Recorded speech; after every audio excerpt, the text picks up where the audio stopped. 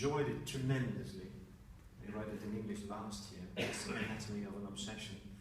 But you were a scholar already, a scientific researcher before you became a singer, weren't you? I was a historian, but of a very different period, I suppose. I worked mainly I studied history in Oxford, which meant studying a lot of different things, but I specialised and wrote a doctoral thesis on the history of witchcraft belief in the 17th and 18th century.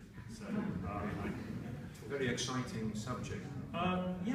This is all about the birth of rationality and the pre-Enlightenment, largely in England, but I also looked extensively at France, and I even looked at the Netherlands, and a man called Balthasar Becker wrote a book which I won't be able to pronounce called The Betworde Wereld.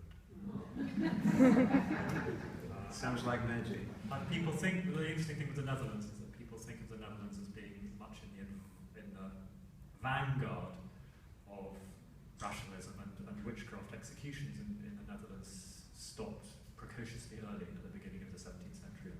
What's interesting is that Becker wrote a book at the end of the 17th century attacking witchcraft belief, and it created a huge stir and made him very unpopular. So the execution stopped, but the belief continued. So that was possible. But did we lose a lot with this kind of enlightenment and rationalism?